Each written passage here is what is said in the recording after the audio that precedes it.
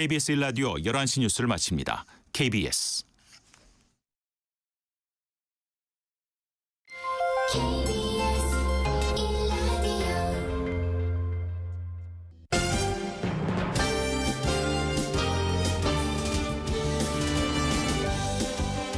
KBS 1라디오 신성원의 오늘 세계는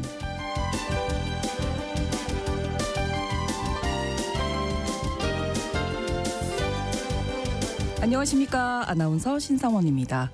우크라이나 침공 이후 서방의 제재로 수출길이 막힌 러시아는 석유 밀수를 통해서 군사 자금을 마련해 왔습니다. 그리고 밀수의 중심에는 이른바 그림자 함대가 있습니다.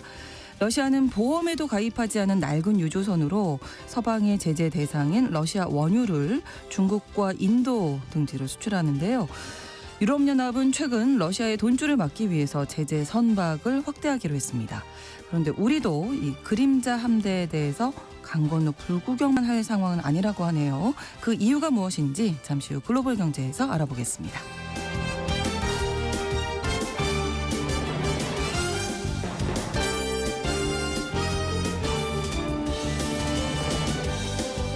오늘 주목할 국제사회 뉴스 헤드라인 뉴스와 키워드로 정리해드립니다. 통신원 취재수첩은 아르헨티나 소식 준비했는데요. 기온이 뚝 떨어진 우리와는 반대로 아르헨티나는 뜨거운 여름이 다가오고 있습니다. 한여름의 크리스마스와 아르헨티나의 연말연시 풍경 잠시 후 통신원 연결해서 전해드리겠습니다. 12월 19일 목요일 KBS 1라디오 신성원의 오늘 세계는 시작합니다.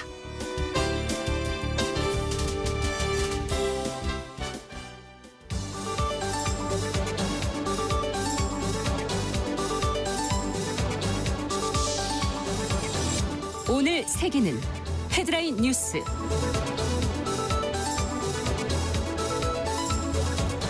미국 중앙은행인 연방준비제도가 지난 9월과 11월에 이어 기준금리를 또 인하했습니다. 연준은 기준금리를 기존보다 0.25%포인트 낮은 4.25에서 4.5%로 조정한다고 밝혔는데요. 연준은 올해 초부터 노동시장 상황이 전반적으로 완화되었고 실업률은 상승하긴 했으나 여전히 낮다고 평가했습니다. 연준이 내년에 기존에 예고한 4번이 아닌 2번의 기준금리 인하를 단행하는 속도 조절을 시사해서 통화긴축을 선호한 매파적 금리 인하임을 드러나자 파월 연준 의장의 발언과 동시에 뉴욕 증시가 하락했고 공포지수도 급등했습니다. 연준의 발표로 미국 국채금리가 오르고 달러 가치도 치솟는 가운데 저금리를 선호하는 트럼프 당선인과 파월 의장의 긴장이 고조될 수 있다는 전망이 나오고 있습니다.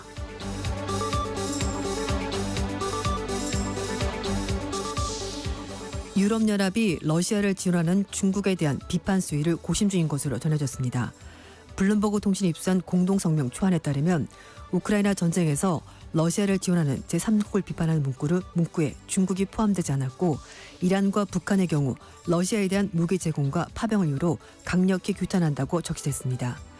유럽연합이 중국 비판에 소극적인 태도를 보이는 것은 최근의 제재 방침과도 대조적인데요. 유럽연합은 앞서 발표한 대러 제재에서 러시아가 군사적으로 활용할 수 있는 기술을 제공하거나 제재 회피를 돕고 있다는 이유로 중국 국적자 및 업체 여럿을 제재 명단에 올린 바 있습니다.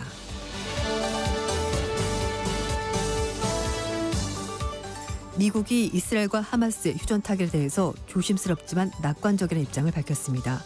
매시밀러 국무부 대변인은 가자지구 전쟁 휴전 협상에 대해서 조심스러운 낙관이 이 현상을 설명하는 타당한 표현이라고 말했고 존 커비 백악관 국가안보회의 국가안보소통보좌관도 휴전 협상에 점점 더 가까워지고 있다고 생각하지만 낙관론에는 신중하다고 말했습니다.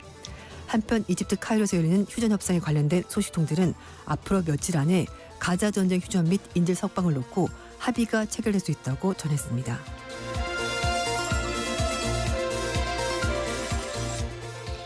이와야 다케시 일본 외무상이 이번 달 말 중국 방문을 검토하고 있다고 일본의 마이니치 신문이 보도했습니다.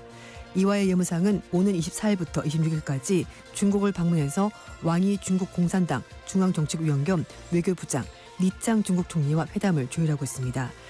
이하 외무상의 방중은 지난달 페루에서 있었던 아시아 태평양 경협협체 에이펙 정상회의가 있었던 중일 정상회담 결과에 따른 건데요. 당시 이시바 시게로 일본 총리와 시진핑 중국 국가주석은 정상을 포함한 고위급 소통 방문을 추진하고 양국 간의 공통 이익을 확대하는 전략적 호혜 관계 추진을 재확인했었습니다.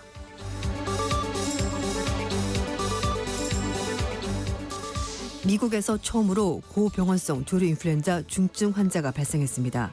미국 질병통제예방센터 CDC는 루이지애나주의 한 환자가 조류 인플루엔자에 걸려서 입원했으며 심각한 증세를 보였다고 발표했습니다.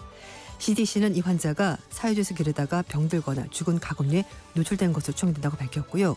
루이지애나 보건부는 환자가 65세 이상이며 기저질환이 있어서 더 위험한 상태라고 설명했습니다. 올해 미국에서는 조류 인플루엔자 바이러스가 수백 곳의 낙농장에서 확산했고 사람에게까지 전염돼서 지난 4월 이후 현재까지 61명의 발병 사례가 보고됐습니다만 중증 환자는 이번이 처음입니다.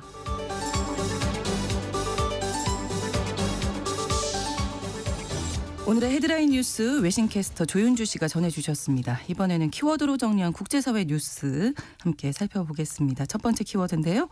끝날 때까지 버텨야 한다. 네, 보통 끝날 때까지 끝난 게 아니다. 라는 말이 있긴 한데요. 예. 이 말도 맞는 것 같습니다. 네. 그렇죠. 네. 제이크 설리반 미 백악관 국가안보보좌관이 한국의 비상기업 사태에 대해서 네. 진짜 시험되는 민주제도가 꺾였더라도 그날이 끝날 때까지 버텨내냐 하는 것이라면서 한국은 지금 버텨내고 있다 이렇게 평가했습니다. 사실 외신에서 우리나라 사태에 대해서 굉장히 많은 보도를 하고 있고 그렇죠. 미국 정부도 관심을 많이 가지고 있는데요. 설리반 보좌관이 뉴욕에서 한 대담에 출연해서 한국의 최근 사태에 대해서 어떻게 생각하냐 질문을 받았습니다. 그러자 설리반 보좌관이 미국에서도 인력 사태가 있었던 것처럼 고도로 선진화되고 민주주의가 잘 확립된 사회에서도 이런 극단적인 현상이 일어날 수 있고 우리가 이걸 인정하는 것이 중요하다 이렇게 말했습니다. 네. 뭐 인력 사태는 다 아시겠습니다만 트럼프 대통령 당선인이 그때 대선 패배에 불복해서 지지자들이 의회를 습격한 그런 사건을 말하는 그렇죠. 건데요. 네네. 그때 굉장히 폭력적인 사건이 발생해서 전 세계가 민주주의가 무너졌다 이런 말까지 했었습니다. 설리반 보좌관은 아직 절차가 진행 중이고 법원을 통해서 모든 것이 결정될 때까지 위기에서 완전히 벗어난 것은 아니다라고 말하면서도 그러나 한국의 민주주의 제도가 잘 버텨내고 있다 이렇게 평가했습니다. 네. 또 이 프랑스의 유력 일간지를 비롯한 외신에서는 이번 시위에 여성들이 많이 참여한 부분에 대해서 주목하고 있다고요. 네, 맞습니다. 프랑스의 유력 일간지 르몽드지가 이번 탄핵 사태 시위에서 한국의 젊은 여성들이 가장 적극적으로 앞장섰다 이렇게 표현했습니다. 한국에서 젊은 여성들이 대통령에 대한 저항에 앞장섰다는 제목의 기사를 실었는데요. 10대 소녀들 그리고 20대 젊은 여성들이 페미니즘, 성소수에 대해서 비판적인 시각을 보였던 윤 대통령에 대해서 가장 적극적으로 반대 목소리를 냈다라고 표현했습니다. 특히 이제 이렇게 적극적으로 자신의 입장을 얘기를 한 것에 대해서 일단 교육과 대중매체 영향이 컸던 것 같다라고 분석을 했는데요. 네. 10살짜리 아들을 데리고 난 한 남성 인터뷰를 했는데 이 남성은 르몽드 인터뷰에서 학교에서 배운 것을 구체적으로 보여주고 싶었다 이렇게 말했다고 합니다. 그러면서 또 하나 요인이 있었는데요.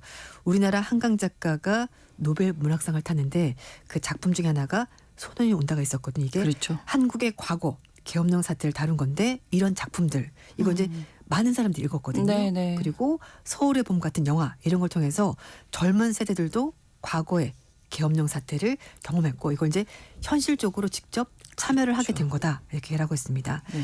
미국의 뉴욕타임즈도 최근에 이 한국의 역사 교육도 한 부분 한 것 같다고 얘기를 하고 있는데요.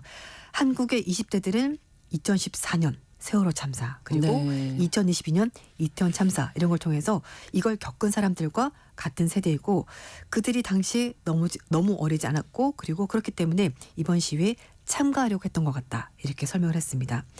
한편 또 블룸버그 통신에서는요. 한국의 빨리빨리 문화에 대해서 이번 탄핵 사태를 연결시켜서 얘기를 했는데 네. 어쨌든 이 빨리빨리 문화가 대통령 탄핵을 좀 빠르게 진행시킨 것 같다라고 설명을 했습니다.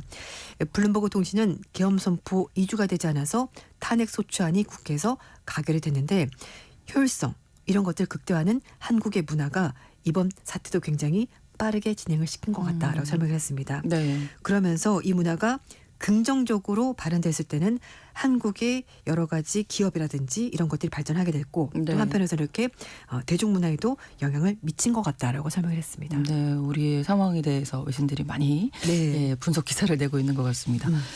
다음 키워드 이럴 거면 그냥 문을 닫읍시다 이렇게 네. 정하셨는데 그렇습니다. 트럼프 당선인이 미국 의회에서 임시 예산안이 통과된 것에 대해서 반대 입장을 밝혔습니다. 예산안이 통과되지 않으면은 의회가 이제 업무가 중단되는 셧다운이 발생하는데 이렇게 네. 누더기로 임시 예산을 자꾸 통과시키면 아예 하지 말자. 그냥 문 닫자. 이렇게 트럼프 당선인이 말한 건데요. 미국 의회에서는 민주당과 공화당이 막판 협상을 통해서 임시 예산에 대해서 일단 통과는 시켰는데 네. 트럼프 당선인은 반대 입장을 밝힌 겁니다. 보통 미국 정부 회계연도가 10월 1일 시작하기 때문에 의회가 차기 회계연도 정부 운영에 필요한 예산 법안을 그 전에 처리해야 되는데 민주당과 공화당의 이견 때문에 제때 통과되지 못하는 경우가 좀 종종 있었고요. 그래서 의회가 셧다운을 막기 위해서 협상할 시간을 벌기 위해서 몇 개월짜리 임시 예산안을 편성하는데 네. 이 편성안이 오는 20일 소진의 예정이었고 미국 의회 지도부가 합의를 통해서 일단 3월 14일까지 필요한 예산을 확보를 하게 된 겁니다. 이번 예산안에 임시구호 재난금을해서 1,000억 달러가 들어가고요. 농민 지원에 100억 달러 등 예산이 추가되면서 전년도 예산 규모를 넘어섰습니다. 그래서 긴축 재정을 주장하는 공화당 하원 의원들의 강력한 반발이 있었다고 하는데 네. 의회는 평소에는 정책 이견 때문에 법안 처리하지 못하다가 네. 의무적으로 처리해야 되는 임시 예산안을 협상을 하면서 예산과 관련 없는 각종 법안을 이제 끼워 넣기를 해서 네, 이걸 네. 통과시키게 되는 건데 이런 법안은 통상 연말 회기 종료를 앞두고 서둘러서 처리하게 되는데 그래서 이게 크리스마스 트리 같다. 이것저것 갖다 붙이니까 크리스마스 트리 법안 아니냐라고 얘기를 하는데 그렇군요. 트럼프 당선인은 이럴 거면 아예 하지 말자. 이렇게 누더기로 할 거면 반대를 하지 했군요. 말자라고 얘기를 하는 겁니다. 네. 또 이런 가운데 트럼프 당선인이 또 캐나다에 대해서 여러 차례 얘기를 한 건데요. 네네. 캐나다를 미국에 아예 편입시키자 이런 얘기를 했습니다. 오. 왜 미국이 캐나다에 뭐 지원금을 주냐 보조금 주냐라고 말하면서 네. 많은 캐나다 사람들이 캐나다가 미국의 51번째 주가 되기를 바라지 않냐. 이건 물론 개인적인 생각입니다. 그렇죠. 이렇게 말하면서 네. 그렇게 되면은 세금과 군사보호로 비용이 나가는데 이걸 줄일 수 있지 않겠냐라면서 캐나다를 51번째 주로 만들자 이렇게 얘기를 하고 있습니다. 미국은 50개 주와 워싱턴 DC로 구성이 되어 있는데요. 캐나다를 51번째 주로 만들자 뭐 이런 주장하는 겁니다. 네. 캐나다 쪽에서 어떤 의견인지. 근데 사실 모르겠네요. 미국과 캐나다, 멕시코가 자유무역 협정 통해서 이제 네, 관세 없이 네. 미국으로 오가고 있는데 네. 트럼프 당선인은 관세 부과하겠다. 어차피 외국이니까 부과하겠다는 거죠. 네, 그러니까 네. 이런 혜택까지 줄 바에 차라리 그냥 미국으로 하나의 들어와라. 나라가 되자. 아니면 비용을 내라. 아, 관세 그렇군요. 부과를 받든지. 네. 뭐 이런 얘기입니다. 모르겠네요. 네. 상대편 입장도 좀 들어봐야지 네, 않을까 맞아요. 싶습니다. 네. 다음 키워드 혼자 힘들면 둘이 함께. 네. 일본의 혼다 자동차, 닛산 자동차가 경영 통합을 위해서 협의를 진행하기 때문에 소위 말해서 M&A를 한다는 겁니다. 그래서 네. 일단 지주회사를 설립해서 양사가 그 산에 들어가는 방식으로 논의한다고 하는데요. 혼다와 닛산은 지난 3월 달부터 전기차 그리고 차량 소프트웨어 등에서 협업을 검토해왔다고 합니다. 두 회사가 합치려고 하는 이유, 미국의 테슬라 그리고 중국의 비아디 등 전기차 자율주행 소프트웨어 이런 것들이 이 두 회사가 워낙 강력한 기술력을 가지고 있다 보니까 네. 경쟁이 안 되는 거고 그래서 그러면 둘이 힘을 합치겠다라는 겁니다. 올해 1월 달부터 11월 달까지 중국에서 판매된 혼다 차량 수가 전년 같은 기간 대비해서 30% 넘게 줄었고요. 네. 닛산은 10% 넘게 줄었습니다. 미국에서도 차량 판매가 쉽지가 않다고 하는데요. 신차 개발 속도가 느려지면서 미국의 수요가 점점 줄어들고 있고 특히 하이브리드 차량 이걸 투입하지 못해서 이제 따라가지 못하고 있는 겁니다. 혼다와 닛산의 합병을 통해서 두 회사가 거액의 투자를 분담하고 기술을 공유해서 경쟁력을 높이겠다라는 계획인데요. 혼다는 연비 성능이 높은 독자적인 하이브리드 차량 전용 기술을 가지고 있고 네. 닛산은 세계 최초 양산 전기차를 출시한 바이기 때문에 서로 강점을 좀 합쳐보자 이런 얘기가 되는 겁니다. 혼다와 닛산이 작년에 세계에서 판 차량을 봤더니 각각 398만 대, 337만 대인데요. 이걸 합치게 되면은 735만 대가 됩니다. 네. 그래서 두 회사가 만약에 합쳐지게 되면 세계 3대 자동차 그룹이 탄생하게 되는 건데 네. 이렇게 되면 우리나라 현대그룹차가 세계 3위였는데 이걸 뛰어넘게 되는 겁니다. 그렇군요. 네. 그래서 일각에서는 경영 통합에 대해서 또 다른 배경이 있다고 얘기를 하는데 닛산에 대한 적대적인 인수합병 가능성이 있기 때문에 그런 거다라고 얘기하고 있습니다. 작년에 그 EV 차량에 대해서 이제 참여 선언하고 한때 닛산의 넘버 3였던 세키준 최고 전략 책임자를 영입했던 대만의 폭스콘이 닛산의 경영권에 관심을 보이기 시작했다는 거죠. 그러니까 네. 외국 회사가 닛산을 먹느니 차라리 일본 회사들끼리 합병하자. 합병하자라는 건데요. 네. 폭스콘이 검토한 것은 프랑스 신탁은행이 가지고 있는 닛산의 주식입니다. 1999년 경영에 빠지면서 닛산 지분 43%를 인수했던 르노가 작년에 이걸 15% 낮췄고요. 나머지 지분을 단계적으로 매각해서 프랑스 신탁은행에 예치된 상황인데 이걸 폭스콘이 관심을 보인다는 거죠. 그렇군요. 일본 신문들은 닛산이 폭스콘의 움직임을 미리 감지하고 인수 방어를 위해서 대책에 나선 것이고 그래서 혼다와 합병을 하려고 하는 것 같다라고 얘기를 하고 있고요. 또 하나 트럼프 당선인이 사실 말씀하신 것처럼 외국 제품에 다 관세를 부과하겠다고 하고 있고 그리고 이제 또 임기 첫날에 캐나다, 멕시코 측에 관세를 부과하게 됐는데요. 네. 닛산과 혼다 이 두 회사가 이 캐나다, 멕시코 지역에 부품 공장을 상당수 가지고 있거든요. 그렇군요. 그러니까 그걸 영향이 좀 있겠네요. 생산을 그러면. 한다고 하더라도 수출하기가 쉽지 않으니까 그러면 두 회사가 차라리 합치는 게 낫겠다 이렇게 일하면서 네. 미국 시장에 대한 부담도 작용한 것으로 보입니다. 그래서 이제 두 회사가 힘을 합치자. 네, 7위, 8위 회사인데 이제 그 합치면 3위까지 세계 3위가 되니까 올라간다고 합니다. 네. 다음 키워드 수신제가 치국 평천하. 네.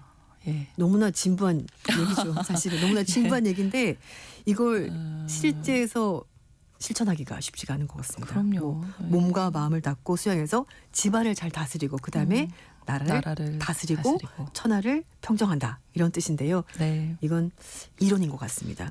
니콜라 사르코지 전 프랑스 대통령이 판사 매수 혐의를 통해서 최종 유죄 판결 받았고요. 그래서 1년 동안 전자 발찌를 착용하게 된다고 합니다. 네.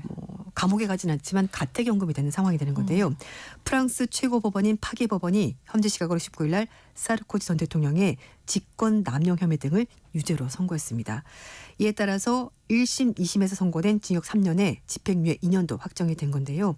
일단 교도소는 가지 않겠습니다만 1년 동안 전자발찌를 착용하고 가택연금이 되고요. 3년 동안 공직에도 진출할 수가 없습니다. 네. 하지만 사르코지 전 대통령은 소셜미디어 통해서 자신이 무죄라고 다시 한번 주장했는데요. 2007년부터 12년까지 재임한 사르코지 전 대통령은 2014년에 현직 판사에게 자신의 불법 정치자금 수사에 대해서 내부 기밀을 전달한 대가로 중요한 직책을 주겠다라고 약속을 했습니다. 네. 당시 사르코지 전 대통령은 2007년 대통령 선거를 앞두고 프랑스의 화장품 기업인 로레알의 상속녀에게 불법 정치자금 받은 혐의로도 수사 대상에 포함이 됐었고요.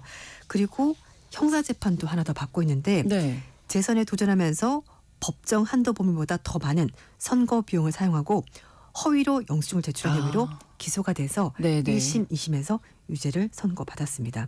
거기에다가 2007년에 리비아의 독재자 무아마르 카다피에게 뒷돈을 받은 혐의로도 기소가 돼서 재판을 앞두고 있습니다. 네. 여러 가지 건이 있었네요. 네. 네.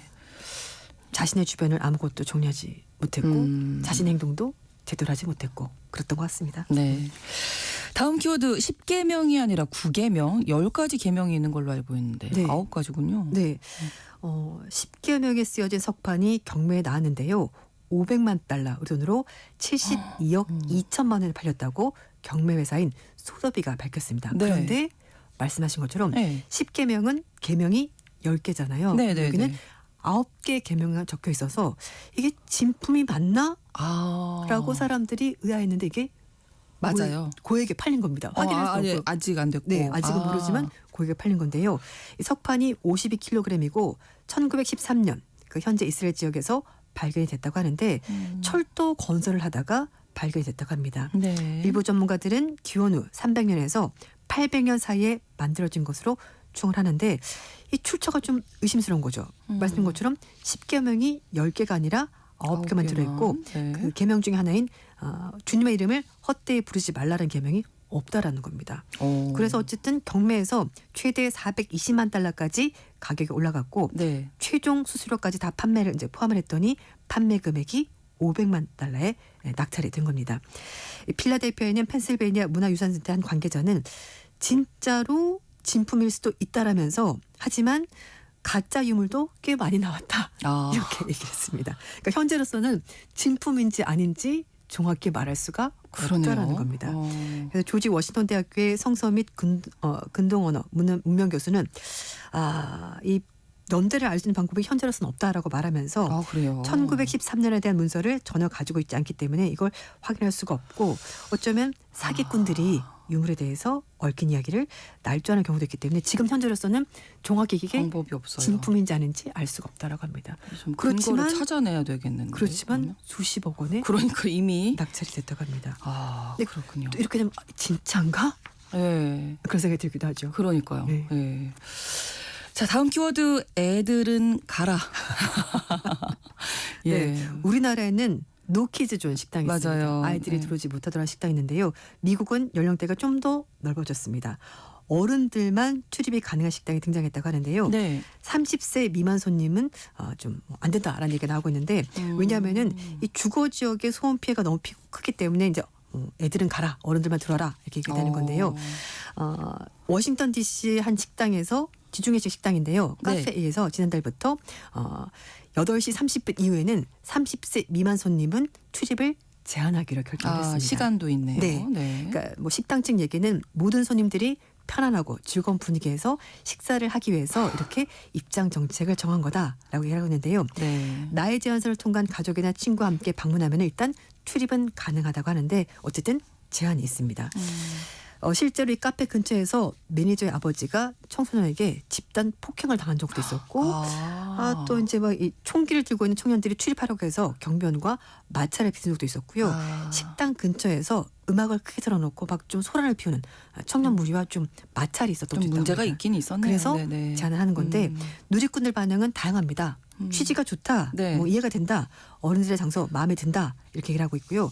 30살까지 기다려야 되는 거냐 이런 반응도 있는데 하지만 차별 아니냐 이거 어차피 명백한 그래서 소송을 당할 수 있다 이렇게 다양한 반응이 나왔다고 하는데요. 네. 어쨌든 워싱턴 DC의 법에 따르면 연령이나 외모나 정책 입장 때문에 이렇게 어디 들어가는 것을 제한하는 것은 차별 금지에 해당한다고 합니다. 네. 미성년자와 음주 방지를 위해서 21세 미만 출입 금지 같은 사업상 필요한 것은 가능하지만 이렇게 나이를 가지고 하는 것은 좀 문제라고 하는데 하지만 또 주변에 얼마나 불편했으면 그렇죠. 이렇게까지 할까 네. 싶은 생각이 들기도 합니다. 그렇습니다. 헤드라인 뉴스와 키워드 외신캐스터 조윤주 씨와 함께했습니다. 고맙습니다. 네, 감사합니다. KBS 라디오 신성원의 오늘 세계는 1부 마무리하겠습니다. 11시 30분부터 일부 지역에서는 해당 지역 방송 보내드립니다. 나탈리 콜의 Grown Up Christmas List 함께 듣겠습니다.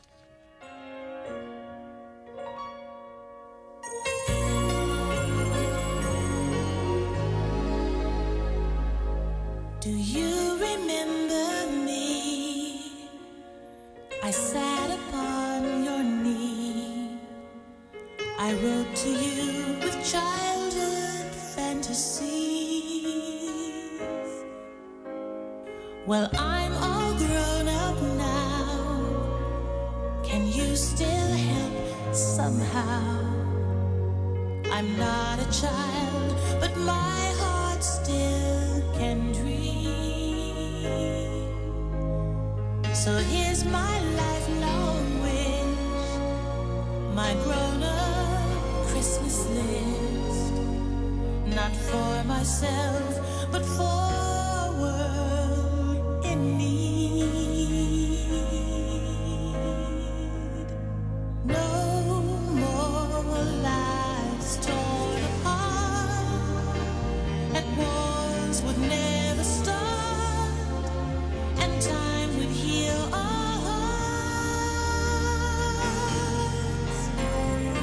Every man would have a friend, that right would always win, and love would never end.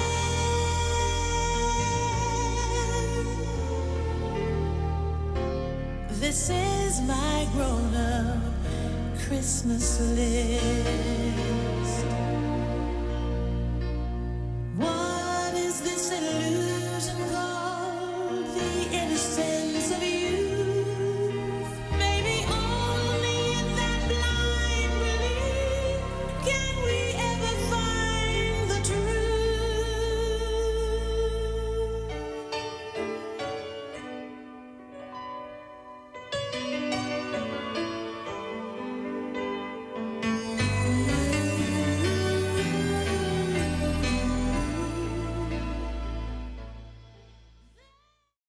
지금 시각은 11시 30분입니다.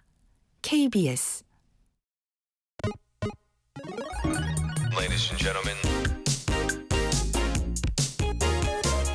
국제사회의 다양한 뉴스를 한눈에 KBS 1라디오 신성원의 오늘 세계는 세계를 바로 보는 최소한의 투자입니다.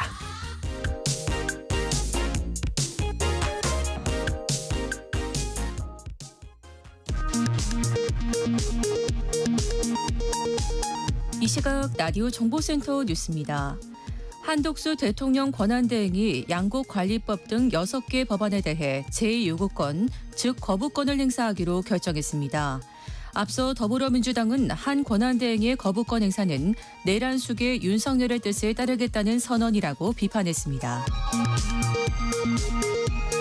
문화방송 MBC 대주주인 방송문화진흥회 권태선 이사장에 대한 방송통신위원회의 해임 처분은 취소해야 한다는 법원 판단이 나왔습니다. 권 이사장은 방통위의 진심 어린 사과와 반성을 요구했습니다. 대통령 후보 공천개입 의혹 관련 수사로 구속된 명태균 씨의 휴대전화 이른바 황금폰 세대에서 사진과 녹취 파일, 메시지 등 15만 5천여 개의 파일이 복구됐습니다. 홍준표 대구시장과 대화도 있지만 아직 유의미한 내용은 확인되지 않은 것으로 알려졌습니다. 2018년 지방선거 당시 억대의 정치자금을 불법 수수한 혐의로 검찰에 체포된 건진법사 전모 씨가 구속영장 심사를 위해 법원에 출석했습니다. 전 씨는 윤석열 대통령 후보와 무슨 관계인지 등을 묻는 취재진 질문에 아무런 답을 하지 않았습니다. 윤석열 대통령 관저 앞에서 체포 촉구 집회를 하려다 서울 용산경찰서로부터 금지 통고 처분을 받은 군인권센터가 법원에 취소 소송과 함께 집행정지를 신청했습니다. 김현태 특전사 707 특임단장은 비상계엄 당시 국회에 투입된 부대원들이 약 2주간 사실상 감금됐었다는 의혹은 사실이 아니라면서 국회 투입 때 가져간 실탄은 5,900발이 아니라 1,920발이라고 밝혔습니다. 지금까지 라디오 정보센터 뉴스 정한나였습니다.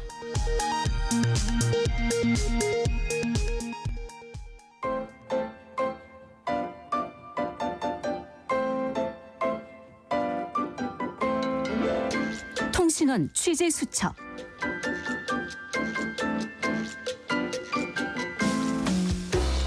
통신원 취재 수첩입니다. 오늘은 아르헨티나 부에노스아이레스로 가보겠습니다. 정독주 통신원이 연결돼 있는데요. 안녕하세요.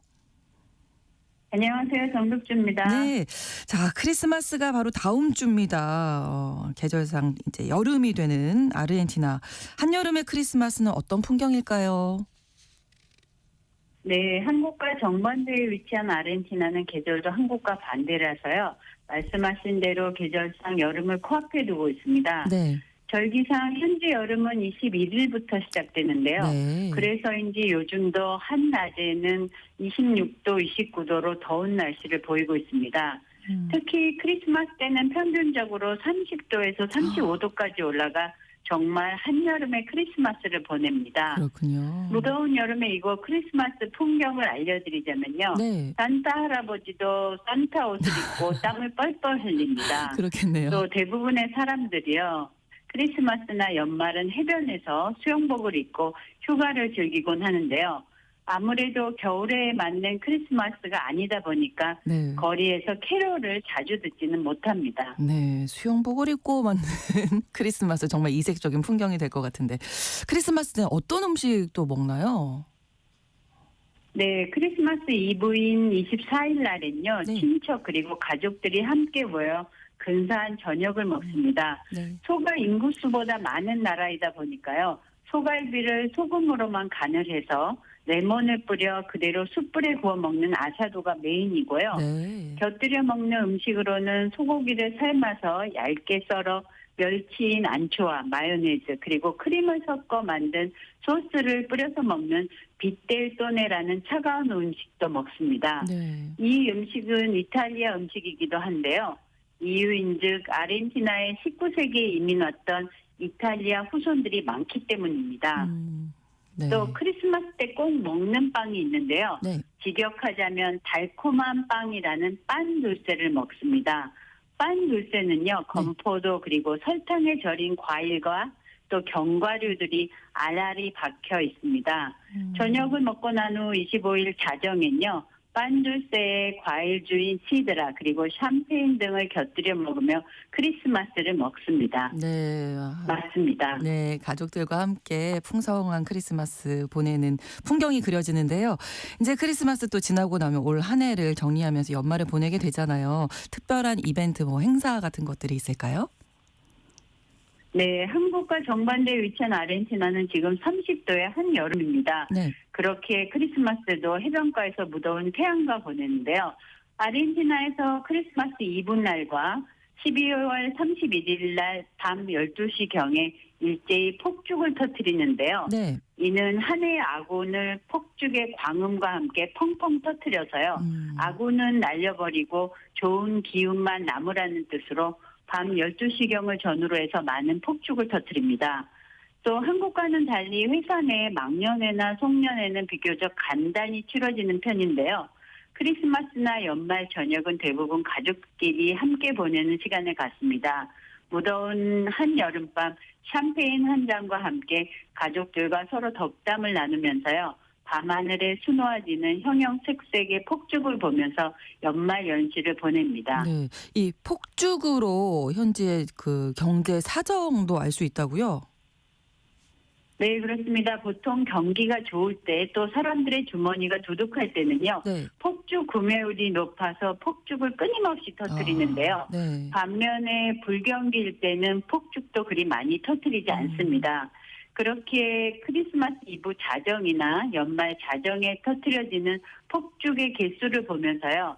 현지 경제 상황을 대략적으로나마 가늠해 보기도 합니다. 네. 전기톱을 휘두르며 작년 12월 취임에 긴축 재정 정책을 펼친 밀레이 정권의 이번 경기는 어떠할지 또 얼마만큼의 폭죽이 부에노스아이레스 시의 밤하늘을 수놓을지는 아직 알 수가 없습니다. 그렇군요. 자, 그리고 아르헨티나에 지금 살아오시면서 연말연시에 꼭 듣게 되는 뉴스가 있다고 하셨어요. 어떤 뉴스인가요? 네, 현지에서 오래 살면서 연말연시 다음날 뉴스를 틀면요. 네. 꼭 화상병원에서 라이브로 진행되는 뉴스가 나오는데요. 네. 이유는 바로 연말연시 폭죽으로 인해 화상을 입은 사람들이 급증해서 병원을 찾는 이들이 많기 때문입니다. 네. 들뜬 마음에 크리스마스나 연말을 보내면서 폭죽을 다루다 부주의로 인해서 화상을 입는 이들이 꼭 있기 때문입니다. 네. 또 반려동물들의 폭죽 광음 대처법이나 폭죽의 적절한 사용을 요청하는 공익 광고들도 연말연시 TV를 장식하곤 합니다. 연말연시에는 폭죽이 핫 이슈였고요. 한편으로 그 요즘에 아르헨티나가 이제 휴가철 바캉스 기간인데 휴가를 포기하는 사람들이 늘었다고요? 네, 현지 유력 신문인 암비토지에 의하면요, 아르헨티나 국민의 50%는 하비에르 밀레이 대통령의 긴축 경제 정책으로 돈이 없어서 여름 휴가를 포기했고요. 나머지 50%는 달러 환율의 불안정으로 그간은 하락세를 보임으로 인해서요, 국내 여행보다는 해외 여행을 선호한다고 합니다. 네. 이로 인해서 아르헨티나인들이 가장 선호하는 휴양지는요, 바로 옆 나라인 브라질로 나타났습니다. 그러나 1년 전 상황은 지금과 반대였는데요.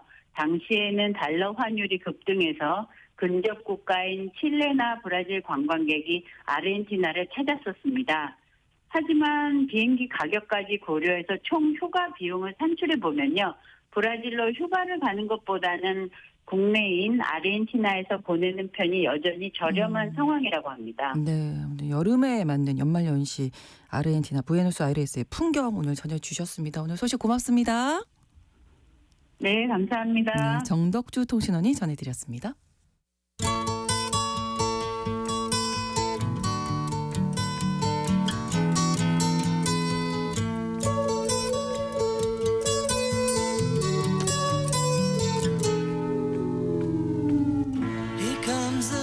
세계의 경제 이슈를 짚어보는 글로벌 경제 시간입니다.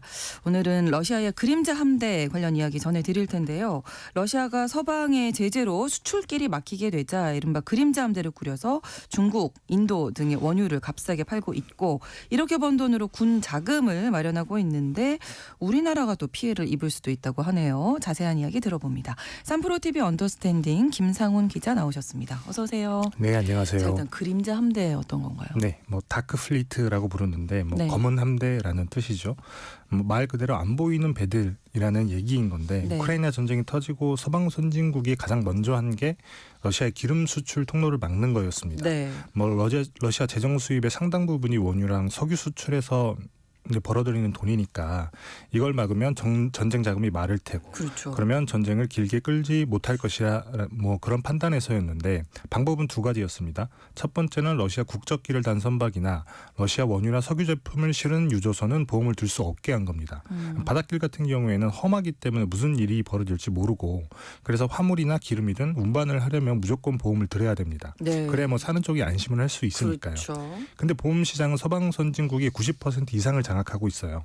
그래서 보험을 못 들게 한다? 그러면 뭐 사는 사람이 사는 쪽에서 불안해서 기름을 못 살 테고 그렇게 하면 상당 부분 러시아 원유 수출을 막을 수 있을 것이라는 뭐 그런 계산이었는데 네. 두 번째가 가격 상한제였습니다. 네. 뭐 90% 장악을 했다지만 어쨌든 서방 선진국이 아닌 곳에서 보험을 들 수 있기 때문에 이렇게 보험을 들고 기름을 팔 수 있게 되는 건데 그러면 이런 경우에는 배럴당 $60 이상을 주고 러시아 기름을 사지 못하게 막은 겁니다. 네. 그 이상의 가격을 지불하게 되면 서방 선진국의 제재를 감내해야 되니까 뭐 당연히 사는 사람들이 줄어들겠죠. 네. 이렇게 러시아 재정 수입을 줄이겠다라고 했는데 문제는 이런 제재에도 러시아의 군자금이 마르지 않더라는 거예요. 그렇죠. 최근 외신 보도를 보면 내년에도 국방비 예산이 뭐 전체 예산의 32% 네.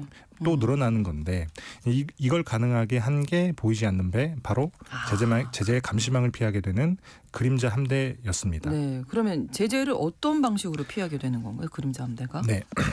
일단 선박이 어떻게 운항이 되는지를 먼저 아셔야 되는데 네. 선박의 국적은 선주에 따라서 결정이 되는 게 아닙니다. 그 선박을 등록한 나라의 귀색이 되도록 하고 있는데 뭐 네. 예를 들면 한국 사람이 선주인 배가 있다고 하더라도 네. 이 배의 등록을 아프리카에 가봉에 했다. 그럼 이 배는 가봉 국적의 선박이 되는 시기예요. 왜 이렇게 운영을 하냐면 네. 선박을 운행하는데 많은 문제가 뒤따르잖아요. 그렇죠. 뭐 충돌이나 좌초 사고가 생길 수도 그렇죠. 있고 화재가 일어날 수도 있고 이런 사고로 인해서 환경 오염도 벌어질 수가 있는 건데 네. 그리고 밀항자 문제 이런 것도 처리해야 되고 최근에는 뭐 해적 얘기도 많이 나오잖아요. 그렇죠. 예, 예. 근데 배가 떠다니는 공에는 공권력에 닿지 않는 뭐 일종의 무주공산 같은 곳이에요. 그래서 이걸 컨트롤할 수 있는 당국이 없다는 얘기인 건데 네. 그래서 각 나라가 모여서 유엔 산하의 국제 해사 기구 IMO라고 하는 기구를 만드는데 네. 거기에서 선박의 규율을 정합니다. 각 회원국이 그 규율에 따라서 선박을 관리하고 또 사고가 나더라도 수습을 하도록 하는 건데 네. 그래서 이 선박을 각 회원국에 등록하도록 하는 건데 이걸 전문용어로 기국 통제라고 하는 거예요. 기국 통제. 네. 깃발을 단 국가의 통제를 받는다는 건데 네네네. 그래서 그 구조를 통해서 뭐 안전이나 환경 설비를 제대로 갖추도록 하고 네. 보험도 제대로 들도록 하고 이런 규율을 하는 겁니다. 관리가 어쨌든 필요하니까요. 네. 그리고 가장 중요한 게 자동 식별 장치라고 하는 건데 네. 이것도 의무적으로 달게 하거든요. 이 자동 식별 장치가 뭐냐면 배의 국적이나 실은 물건, 선원의 신원, 출발지나 도착지를 비롯한 운항 경로 등 이런 정보들을 자동으로 위성에 보내게 하는 거예요. 배의 어떻게 보면 여권 같은 거네요. 뭐 그렇죠. 네. 더더군다나 신호가 계속 가니까 관제센터라고 하죠. 육상에 있는 관제센터에서는 이 배가 어디로 가는지 어느 나라 국적의 배인지 뭘 실었는지 이런 것들 다 알 수 있는 거죠. 네. 그렇게 되면 배끼리 부딪히는 것도 막을 수가 있고 그렇죠. 뭐 배에 어떤 문제가 생겼는지도 알 수가 있고 이런 것들을 바로 알 수 있는데 그래서 이런 기국 통제 시스템이랑 자동 식별 장치로 지금까지 바닷길을 통제해 왔던 겁니다. 그걸 피하는 게 그림자 함대이고요. 아 그래요? 네. 피하기 어려울 것 같은데 어떤 방식으로 그러면 자동으로 되는 거잖아요. 맞습니다. 이게 모든 정보가. 그렇죠. 근데 피하기 어려울 텐데 문제는 기국의 공권력이라고 하는 게 네. 나라마다 제각각이라는 거예요. 주요 무역항을 가진 선진국일수록 당국의 힘이 세지만 뭐 네. 예를 들면 부산항 같은 경우에는 네. 굉장히 타이트하게 통제를 하죠. 근데 그렇지 않은 나라는 통제를 거의 하지 않습니다. 그래서 아예 IMO 회원국이 아닌 나라도 있고요. 그래서 러시아가 자신들이 가진 유조선의 국적기를 그런 나라들로 바꿔버리는 거예요. 뭐 중미의 파나마, 뭐 아프리카의 네, 라이베리아, 가봉, 뭐 태평양 연안의 아주 작은 나라인 마샬 제도라든지 쿡제도, 유럽의 도시국가 몰타 이런 나라로 바꾸는 건데 이렇게 깃발을 수시로 바꿔 끼면 이 배가 러시아 배인지 나중에는 알 수 없게 되는 거죠. 네. 이런 방법으로 일단 서방 선진국의 감시망을 피하는 겁니다. 그러니까 깃발을 바꿔 달아도 아까 제가 말씀드리고 싶었던 맞습니다. 부분이 이건데 자동 식별 장치니까 그렇죠. 뭔가 기계적으로 자동으로 어떤 정보가 가는 거 아니에요? 맞습니다. 기국만 바꾸는 거라면 자동 식별 장치로 어떻게든 추적은 할 수가 있는 게 그렇죠. 예. 달아놓은 국적기가 러시아는 아니지만 네. 기름을 실은 출발을 출항지라든지 뭐 도착지라든지 그렇죠. 경로 이런 걸 보면 어느 정도 유추할 수가 있잖아요. 그렇죠. 네. 근데 이렇게 통제가 약해진 그 나라의 깃발을 달므로써 자동 식별 장치를 꺼버리는 거예요. 끄지 않는 경우에는 실제 위치나 경로를 위장하기 위해서 거짓 신호를 보내기도 하고 그래서 이걸 전문 용어로는 블랙아웃 그다음에 스푸핑이라고 하는 건데 네. 이렇게 되면 이 배가 어느 나라 배인지 그러면 알 수 뭘 없죠. 실었는지 어디에서 왔고 어디로 갔는지 알 수가 없는 거예요. 그래서 그림자 함대 다크 플리트라고 부르는 것이고요. 네네. 그래서 신호를 끄면 가서 잡으면 되는 거 아니냐라고 생각할 수 있겠지만 예. 사실 공해는 아까도 말씀드렸지만 무주공산이죠. 그렇죠. 그 공권력이 바닥까지 나가기도 힘들고 힘을 못 쓰는 공간이라서 네. 이렇게 자취를 감추면 제재할 방법이 없습니다. 더더구나 그림자 함대 같은 경우에는 정부의 통제력이 미치는 항구로 또 들어가지도 않아요. 그렇겠죠. 맞습니다. 예. 신호도 공해상- 꺼버리는 그렇죠. 판국에 뭐. 그래서 기름을 사겠다는 유조선이 있으면 이 네. 공해상으로 나옵니다. 그리고 배에서 환적을 하는 거예요.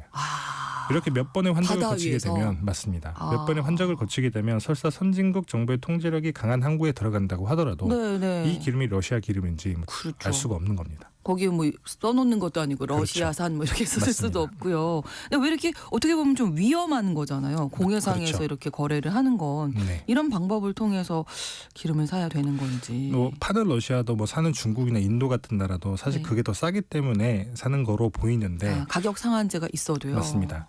통상 원유나 석유의 도입 가격은 도입 가격이라고 하는 게 기준이 되거든요. 네. 계약에 따라서 수송비라든지 보험 등의 비용을 누가 부담하느냐 이런 걸 따지는데 뭐 예를 들어서 기름값이 $60다. 네. 근데 운송비나 보험료 등을 따진 비용이 $5라고 가정을 하게 되면 네. 이 $5를 만약에 러시아가 부담을 한다. 그러면 네. 중국 같은 나라들이 살 때는 도입 가격이 $60가 되는 겁니다. 그렇죠. 근데 중국이 부담을 한다. 네. 그러면 도입 가격이 $65가 되죠. 그렇죠. 그러면 이게 가격 상한제에 걸립니다. 그래서 그래요. 이 가격 상한제 때문에 러시아는 아무리 비싸게 팔아봤자 만약에 그 비용이 $5라고 하면 $55 이상을 넘게 팔 수가 없는 거예요. 그러네요. 그래서 러시아가 우크라이나 전쟁이 터지고 난 다음에 선박 중고 시장에서 선령이 15년 이상 된 배들을 다 삽니다. 많이 쓸어가는데 예. 보통 배가 15년 이상이면 퇴역을 해서 이제 해체를 앞둘 나이예요. 네. 그래서 15년 이상이 된 설령 15년 이상이 된 배 같은 경우에는 보험료에 할증이 많이 붙거나 노후 아니면 선박이니까. 보험을 들 수가 없습니다. 우리나라 같은 경우는 15년 이상 된 화물선은 이제 화물선으로 못 쓴다라고 하는 그 시행령도 있고요. 그래서 이런 값싼 배들을 보험도 들지 않고 무료로 배달을 해준다. 그러면 배럴당 $60에도 팔 수 있게 되는 거예요. 네네네. 뭐 그보다 비싸게 파는 경우도 있을 텐데 어차피 그렇게 해도 다른 나라 원유보다 훨씬 싸기 때문에 중국이나 인도 같은 나라는 마다할 이유가 없었던 거예요. 그렇다 보니까 러시아에서 파는 전체 기름에서 그림자 함대로 파는 원유, 석유 제품이 차지하는 비중이 최근에는 80% 정도까지 올라왔거든요. 그렇군요.